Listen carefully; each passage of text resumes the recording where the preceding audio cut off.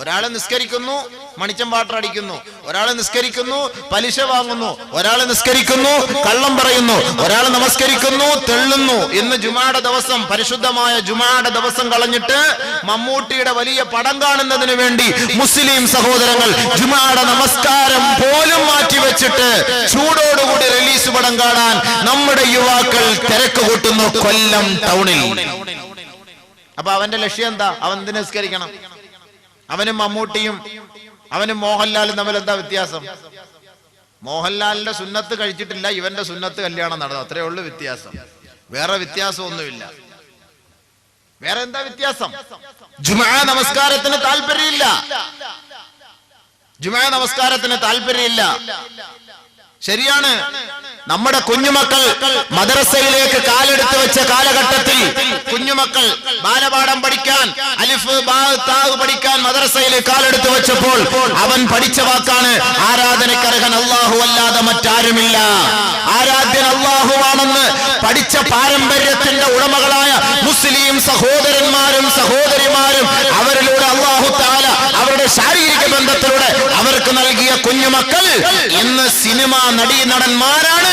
ആരാധ്യൻ എന്ന മട്ടിൽ വലിയ ഒരു ഫ്ലെക്സ് അടിച്ച് ഓരോ വീട്ടിലും പള്ളികളുടെ മുന്നിലും ജംഗ്ഷനിലും ഇന്ന് വലിയ പ്രദർശനം നടത്തിക്കൊണ്ടിരിക്കുകയാണ്.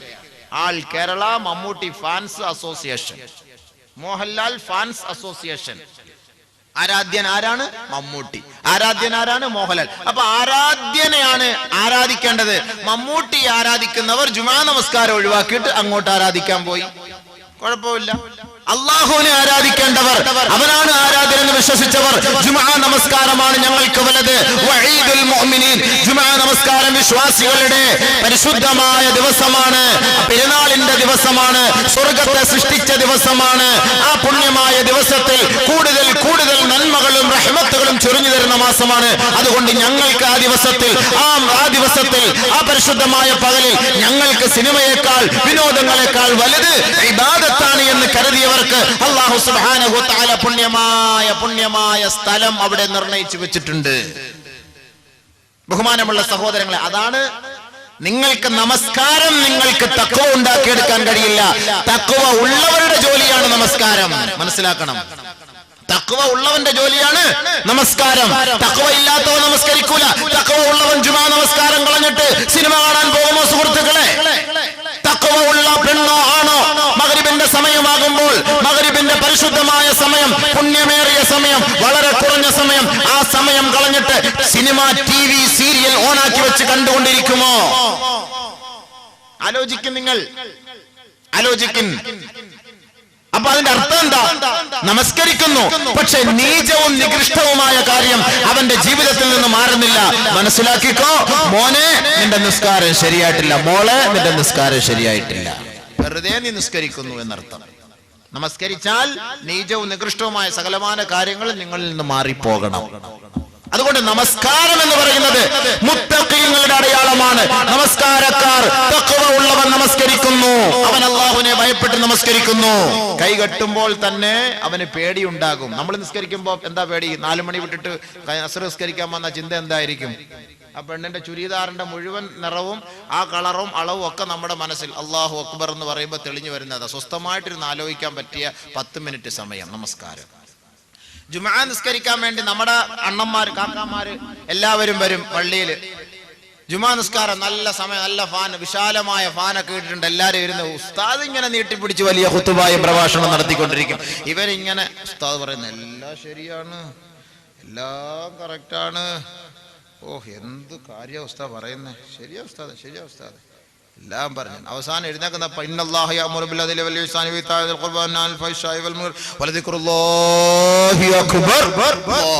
ചാടി പിടിച്ചോ എഴുന്നല്ലോ. അപ്പോഴാണ് സ്വസ്ഥമായി 20 മിനിറ്റ് ഉറങ്ങാൻ കിട്ടിയ സമയം. ജുമായിക്ക് സ്വസ്ഥമായി 20 മിനിറ്റ് ഉറങ്ങാൻ. കാരണം കടയിരുന്ന് ഉറങ്ങാൻ പറ്റില്ല, കസ്റ്റമർ വരുന്നു, അല്ലെങ്കിൽ സംസാരിക്കുന്നു, ചൂട്, കാലില്ല, ബുദ്ധിമുട്ടാണ്. ആരുടെ ശല്യമില്ല. പള്ളിയിലാകുമ്പോൾ ആരും സംസാരിക്കാൻ വരില്ലല്ലോ. സ്വസ്ഥമായി മൊബൈലൊക്കെ ഓഫാക്കി വെച്ചിട്ട് പള്ളിയിലിരുന്ന് 1/2 മണിക്കൂർ ഉറങ്ങാൻ പറ്റിയ നല്ല സമയം. നോക്കിക്കോളൂ നിങ്ങൾ. ജുമായ്ക്ക്, അടുത്ത ജുമായ്ക്ക് വരുമ്പോൾ നോക്കിക്കോളൂ എത്ര പേരാ ദിക്റിൽ, മുനാജാത്തിൽ നേരെ അള്ളാഹുമായിട്ട് അണ്ടർഗ്രൗണ്ടിലൂടെ അള്ളാഹുമായിട്ടുള്ള ബന്ധമാണ്. ഉസ്താദ് ഇവിടെ നീട്ടിപ്പിടിച്ച് വലിയ പ്രഭാഷണം. സുഹൃത്തുക്കളെ, സഹോദരന്മാരെ, നമസ്കാരക്കാരന്റെ ചിന്ത അങ്ങനെയാണോ? أن علي رضي الله تعالى عنه علي رضي الله تعالى عنه إذا أراد القيام في الصلاة നമസ്കാരത്തിലേക്ക് നിൽക്കാൻ ഉദ്ദേശിച്ചു കഴിഞ്ഞാൽ നമസ്കാരത്തിലേക്ക് നിൽക്കാൻ ഉദ്ദേശിച്ചാൽ മതി യതസൽസലു വയതലവ്വനു വജ്ഹുഹു ബഹുമാനപ്പെട്ട അലി റളിയല്ലാഹു അൻഹുവിന്റെ നിറം മാറിപ്പോകും, മുഖം വിവർണമായി പോകും. വഖീല ലഹു, ഇത് കണ്ടുകൊണ്ട് അദ്ദേഹത്തോട് ചോദിക്കുകയാണ്, മാലക യാ അമീറൽ മുഅ്മിനീൻ, യാ അമീറുൽ മുഅ്മിനീനെ അങ്ങേക്ക് എന്ത് സംഭവിച്ചു പോയി? അങ്ങ് ധീരനാണല്ലോ, എത്രയോ പേരെ കീഴ്പ്പെടുത്തുന്ന വ്യക്തിയാണല്ലോ, അങ്ങ് ശക്തിയുള്ളവനാണല്ലോ, അങ്ങ് ധൈര്യവും ചങ്കൂറ്റവും ഉള്ളവനാണല്ലോ, എന്തേ മഹാനവറുകളെ അമീറുൽ മുഅ്മിനീനെ അങ്ങ് നമസ്കരിക്കാൻ കൈകെട്ടിയപ്പോൾ അങ്ങയുടെ നിറം മാറിപ്പോയത്? എന്തേ അതിന്റെ കാരണം? ഉടനെ അലി റളിയല്ലാഹു തആല അൻഹു പറഞ്ഞു, ജാഅ വഖ്തു അമാന, അമാനത്തിന്റെ സമയമെത്തി. നമസ്കാരം എന്നുള്ളത് ഒരു അമാനത്താണ്. അത് അല്ലാഹു വിശ്വസിച്ച് നമ്മുടെ മേൽ ഏൽപ്പിച്ച ഒരു സമ്പത്താണ്. അതിൽ ഒരു ന്യൂനത പോലും വരാതെ മടക്കി നൽകണം. ഒരാൾ 1000 രൂപ നൽകിയാൽ 950 രൂപ മടക്കി കൊടുത്താൽ അദ്ദേഹം സഹിക്കുകയില്ല, ക്ഷമിക്കുകയില്ല.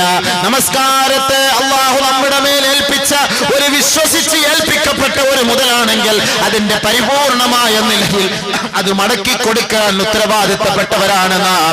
പക്ഷെ എങ്ങനെയാണ് അത് മടക്കി കൊടുക്കുക എന്ന് എനിക്കറിയില്ല.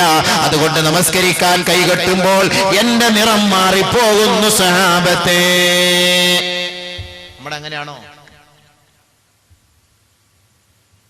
ആലോചിച്ചു നോക്കി സുഹൃത്തുക്കളെ. അതേപോലെ ഉമറുൽ ഫാറൂഖ് റളിയല്ലാഹു അൻഹു. അല്ലാഹ്, ആരാ ഉമറുൽ ഫാറൂഖ്? ബഹുമാനപ്പെട്ട ഉമറുൽ ഫാറൂഖ് റളിയല്ലാഹു തആല അൻഹു ഇദാ അറാദ ബിൽ ഖിയാം, നമസ്കാരത്തിലേക്ക് നിൽക്കാൻ ഉദ്ദേശിച്ചു കഴിഞ്ഞാൽ തർതഇദു ഫറായിസുഹു വതസ്തഖു അസ്നാനുഹു, അദ്ദേഹത്തിന്റെ ഞരമ്പ് പിടയ്ക്കുമായിരുന്നു. ബഹുമാനപ്പെട്ട അലി റളിയല്ലാഹു, ബഹുമാനപ്പെട്ട ഉമറുൽ ഫാറൂഖ്. ആരാ ഉമറുൽ ഫാറൂഖ് റളിയല്ലാഹു തആല അൻഹു?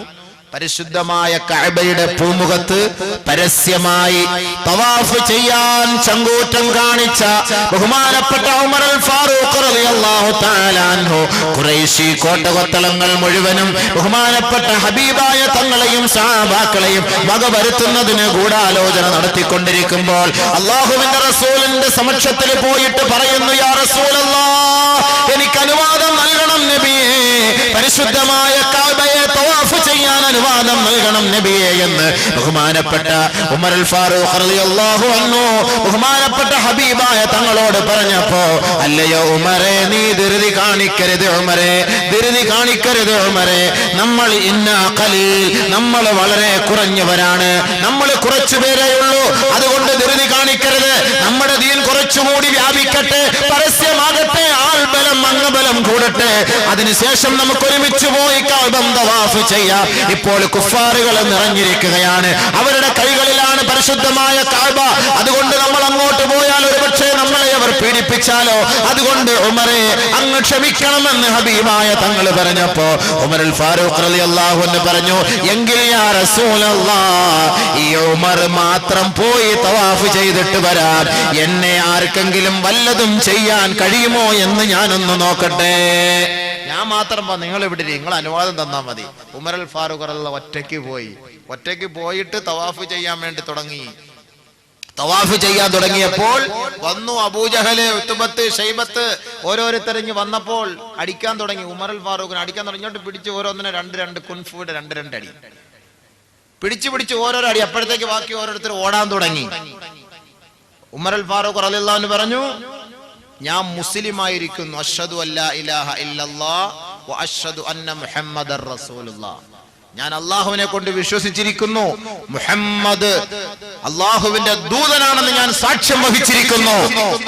ഈ ഖുറൈശി കുടുംബത്തിൽ അതല്ലെങ്കിൽ ഈ മക്കക്കാരിൽ ആർക്കെങ്കിലും എന്റെ ഹബീബായ തങ്ങളെ അല്ലെങ്കിൽ എന്നെ അല്ലെങ്കിൽ എന്റെ സഹപ്രവർത്തകരെ വല്ലതും ചെയ്യാൻ കഴിയുമെങ്കിൽ തന്റെ ഇടമുള്ളവർ, ചങ്കൂറ്റമുള്ളവർ കടന്നു വാ. ബഹുമാനപ്പെട്ട ഉമറുൽ ഫാറൂഖിന്റെ വാക്ക് കേട്ട് ആരുടെ അടുത്ത് വരുമോ? എല്ലാണ്ണ ഓടി നബി സല്ലല്ലാഹു അലൈഹി വസല്ലം തങ്ങളുടെ അടുക്കലേക്ക് മടങ്ങി വന്നിട്ട് നബി സല്ലല്ലാഹു അലൈഹി വസല്ലം തങ്ങളെ പറഞ്ഞു, നബിയെ വാ, എല്ലാവരും ഒതുക്കി, ഞാൻ ഒതുക്കി, എല്ലാവരെയും ഒതുക്കി, വാ, സമാധാനമായിട്ട് നമുക്ക് പോയി തവാഫ് ചെയ്യാം. ആദ്യമായി ബഹുമാനപ്പെട്ട ഉമർ അൽ ഫാറൂഖ് റളിയല്ലാഹു അൻഹുവിനോടൊപ്പം നബിയും സഹാബാക്കളും പോയി സ്വസ്ഥമായ നിലയിൽ തവാഫ് ചെയ്തു. ഉമർ അൽ ഫാറൂഖിന്റെ വീര്യം, ധൈര്യം അത്രത്തോളമാണ്. ഈ ഉമർ അൽ ഫാറൂഖ് റളിയല്ലാഹു അൻഹു നമസ്കാരത്തിലേക്ക് നിൽക്കാൻ ഉദ്ദേശിച്ചപ്പോൾ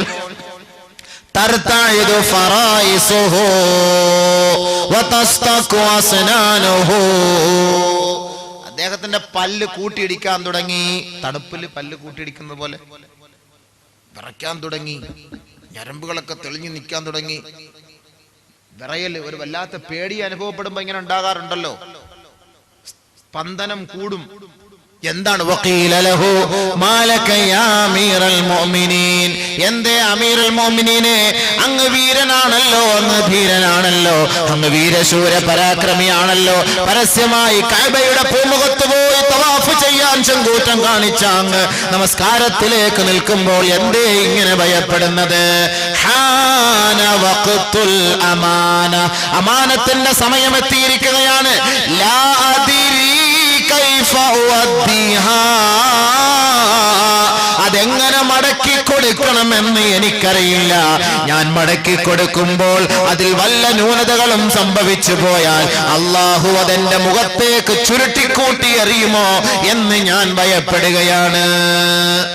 നമസ്കാരത്തിന്റെ കാര്യം പറയുന്നത്, എന്റെ വിഷയം അതല്ല. പക്ഷെ എങ്കിലും ഞാൻ പറയാം, തഖ്വ ഉള്ളവരെ കൊണ്ട് ഇതൊക്കെ സാധിക്കും. നമ്മൾ നിസ്കരിക്കുമ്പോ അങ്ങനെയാണോ?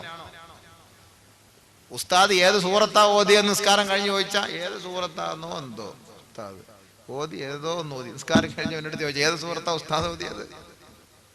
നമ്മുടെ നിസ്കാരം അതാ. 3 റക്അത്ത് ഉസ്താദ് നിസ്കരിച്ച് സലാം വീട്ടി, എല്ലാരും മറന്നു പോകും, ആരും ഓർത്ത് കാണൂല. നമ്മുടെ ഫിക്ർ എവിടെ? നമ്മുടെ ഫിക്ർ എവിടെ? ചിന്ത എവിടെ? ഇതാണ് നമ്മുടെ നമസ്കാരം. തഖ്വ ഉള്ളവർക്ക് ഇങ്ങനെ നിസ്കരിക്കാൻ കഴിയോ? തഖ്വ ഇല്ലാത്തവരുടെ ഈ നിസ്കാരം അശ്രദ്ധയായി പോകുന്നു.